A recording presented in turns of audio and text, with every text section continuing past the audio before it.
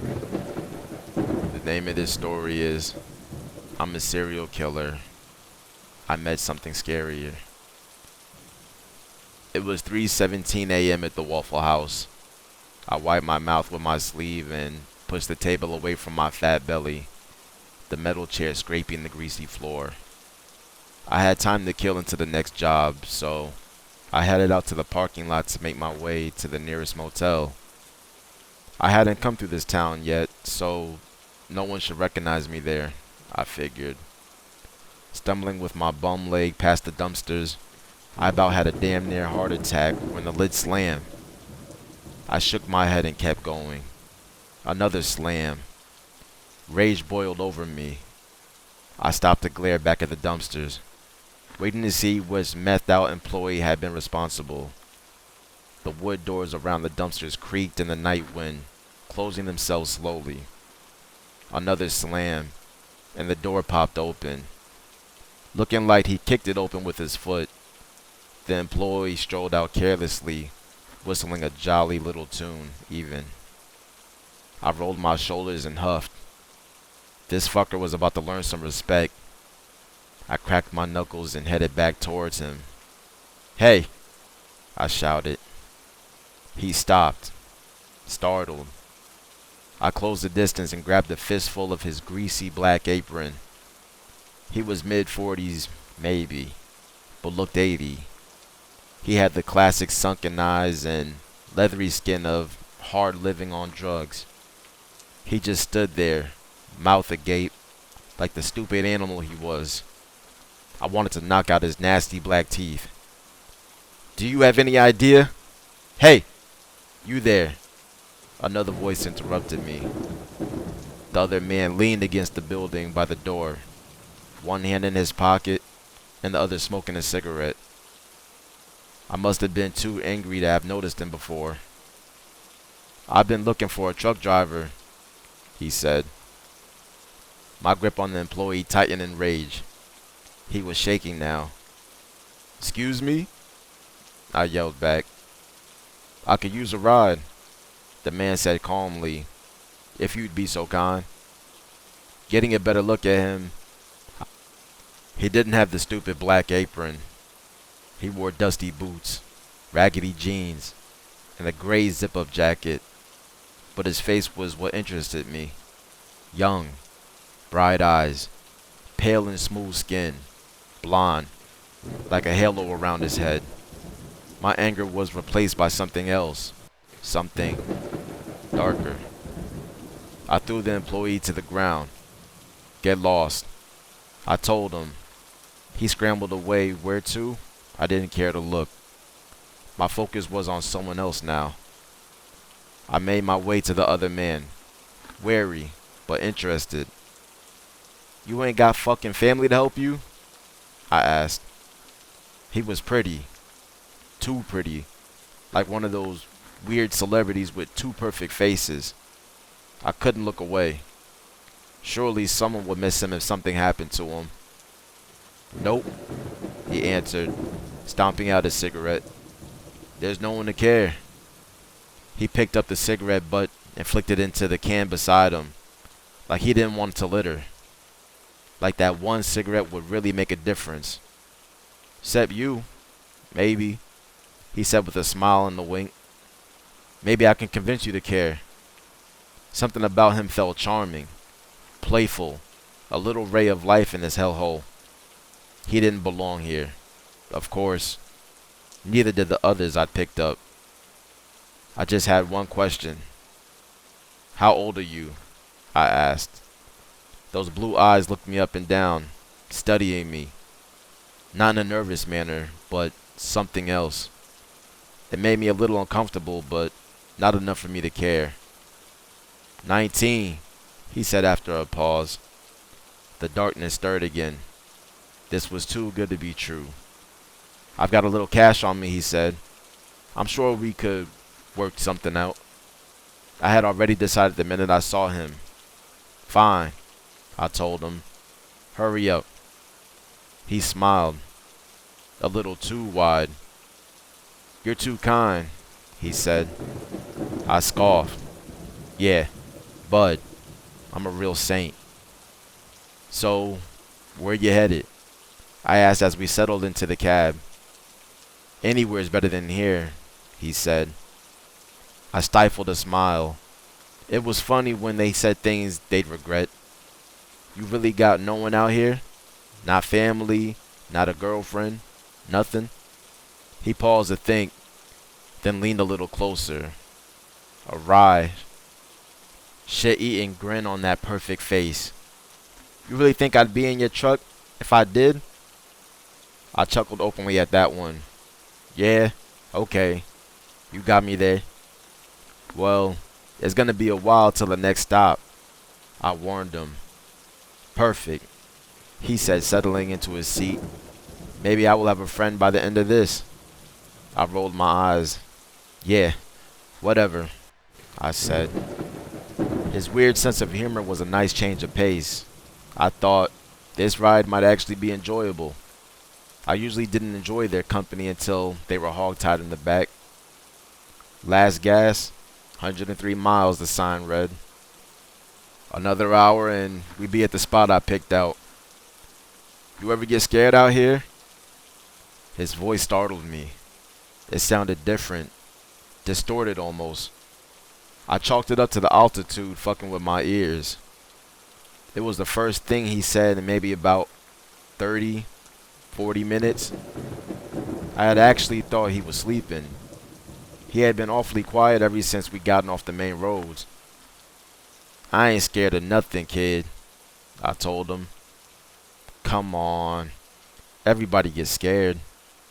He pushed on, leaning closer to me like he had a secret. Sometimes it's even fun to be scared. Now that was funny. I'd have to tease him about that later. Why the hell would I be scared out here? Well, for starters, he said, there's no one else around. No one to see you. No one to hear you. No one to help you. I was chuckling now too, shaking my head. That was kind of the point of this, kid. Nothing but the pines and the fog of the creek. He continued. Well, the fog is annoying. I'll give you that. I said, I can't tell you how many times a fucking deer just pops out and smears itself all over the windshield. Even then, the fog was so thick, I couldn't see but maybe a single car length in front of us. The truck lights only made it worse. I powered through up the hills like I always did. There were never any other vehicles on that road.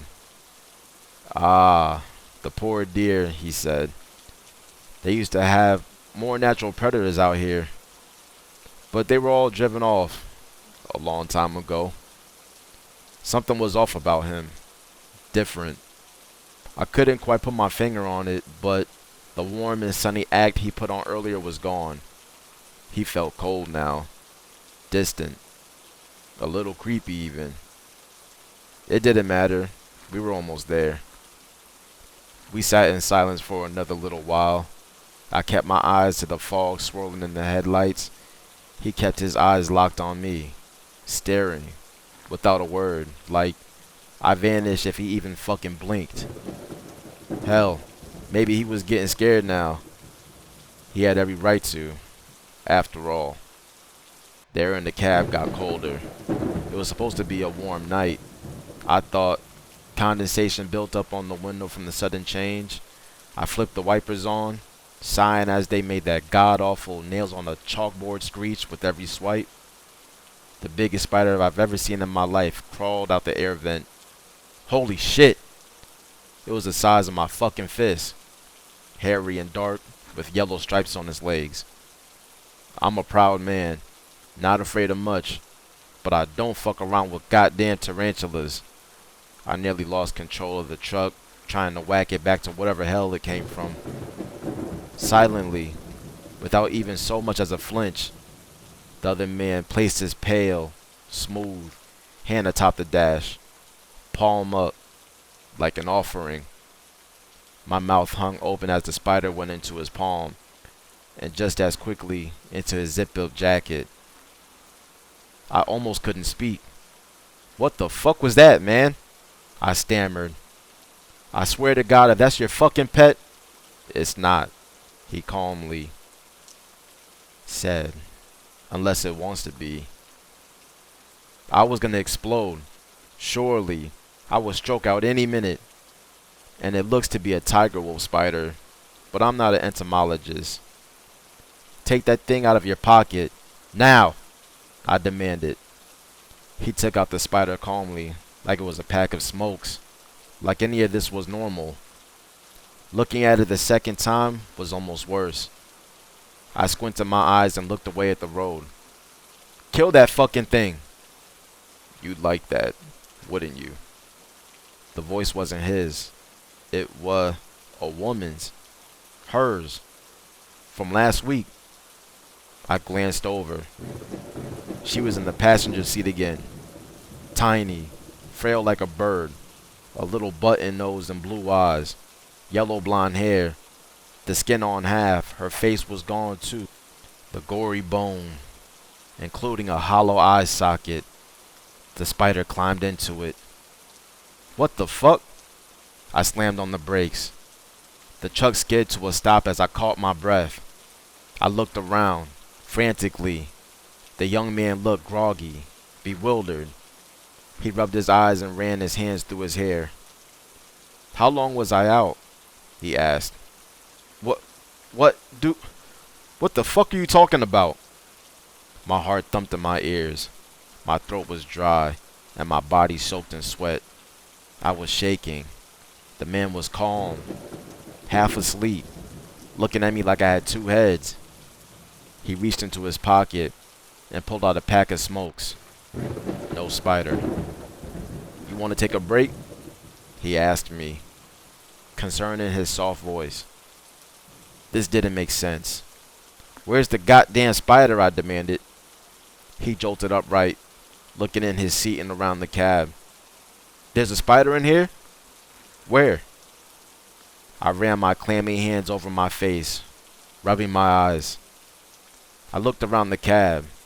Everything looked normal. The young man just blinked at me, like an innocent little doe in headlights, hand still outstretched with the pack of smokes. I ripped the pack from his hands. We're taking a break, I said. Cool, he said, disinterested. He started to follow me out of the truck. No, you wait inside, I snapped. Alrighty, he chimed back. I stepped out into the humid, foggy air. The temperature shocked me. It had been so much colder in the cab. I must have turned the damn AC on and not known it. This wasn't the spot I usually took them to, but it was close enough. Far away enough where no one could see or hear anything. Just like that stupid kid said, it would do just fine, and I could just drive his body out further to where I usually dumped them. But after that weird dream, I wasn't sure I wanted to go where the other ones were. Maybe I would just carve out a new spot. Here, I thought. I was around the back mixing up 2 special cups of Joe when I heard the passenger door open and close. I went back around quickly. God damn it, I said stay in the... No one was there. The truck lights flickered and a cold chill shook my body. I peered through the fog, but there was nothing. Maybe I was going a little crazy. Maybe I was just tired. I took the mugs back to the inside of the cab and carefully handed the correct one to the man beside me. Coffee? I asked. I'm not a coffee person, he said politely. Everyone says that until they have my coffee. I winked. He laughed and shook his head. You're terrible, he said, grinning wide with those perfect teeth. I watched him absolutely gulp his coffee down like a sick, dying camel. Confused, I took a small sip of mine. It nearly burned my lip clean off. Weird, but at least it wouldn't take as long to work, I figured. So, what's your story? I asked him. realizing I never played the get to know you game that I usually slog through with my passengers. "Oh, I'm just an old soul passing through," he said. "My story is a long one. I don't think we'd have the time to cover it if we tried. See? That? You're so young, but you talk like an old fucking man." I chuckled. "I mean, where do you get that? Where are you from?" "Well, my ex-girlfriend thought I was from the depths of hell." He sat his mug down, completely finished with it, but I assured her, "I'm Catholic." I laughed at his joke, a little too loud. I sipped my coffee. "Woman, eh?" "I thought she was an angel. I still do." He said, "But now, I doubt she could even walk into church without bursting into flames." I slapped my knee, doubling over. I couldn't remember the last time I laughed so hard. My cheeks were warm. "You're too young to be having fucking woman problems," I told him. "Hmm?" he murmured, "but just as the right age to die." I blinked. "Huh? That's the perfect age, isn't it?" he said. 80 to 21, blonde hair, blue eyes, no one to miss them. I stammered. My thoughts were clunky. I hadn't realized how dizzy I was getting. "No, no, that wasn't possible. I made the coffee myself. I gave him the coffee myself. He downed it in seconds." The cab was freezing cold again. My head spun, my thoughts racing. The air was humid. My mouth was so dry it felt glued together. I was spacing out, losing time. Suddenly, I was in the back of the truck on the cot, where he was supposed to be. The fog rolled in with me. Against it he stood, at the edge of the open truck, a dark shape in the night. "You know," Father Romano says, "I shouldn't harm anything with the soul," he said. The distortion was back in his voice, like an old corrupted mixtape. He was holding rope in his hand. "And to tell you the truth," he continued, "I've always had a soft spot for animals, so I've never liked hurting them." In a blink, he was next to me, tying off my arm like a tourniquet. "But you don't have a soul, do you?" He was in my face, inches away, so close he blurred. "And you're worse than an animal because you know better." Tears rolled down my face, the sheer thunder of his voice shaking me to my core. It was unnatural, ungodly. "Why did you do it?"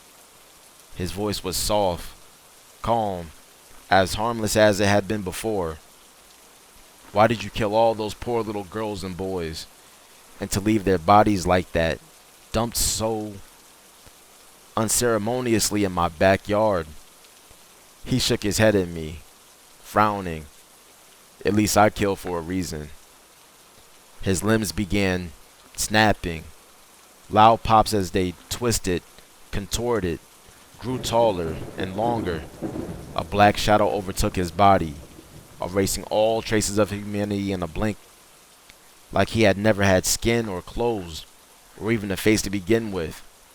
There was nothing, only a dark shape remained, made of long, twisted muscle and bone, shaped like some bastardized version of a man with horns. Then a smile appeared, that wide smile so perfect and sharp. I couldn't scream. I couldn't move. I tried to stay awake, but I was fading fast.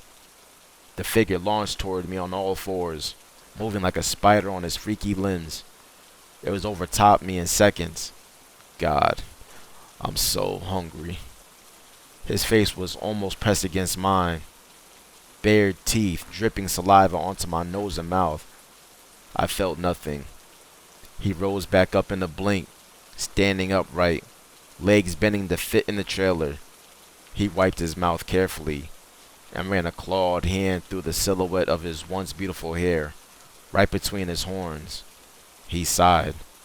But I have to be patient. He said softly, you need to last a while. I suppose I'll pick you apart, piece by piece, rationing your disgusting body. His face was in front of mine again, grinning. And then when I'm done making you useful, I'm not going to kill you. Oh no, that's too easy for you. Everything was fading fast, patches of black closing in on me.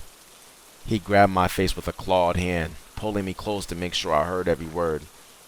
I'm gonna dump your limbless body with all the people you've killed, way out here in the pines. You can use your fucking teeth to dig your way out of the mud, choking on it like you deserve. He dropped my face, my head slamming back down. Everything went dark. I prayed I wouldn't wake up again. Not to this. But my prayers never meant much, and I knew from my sins that the drugs were only temporary.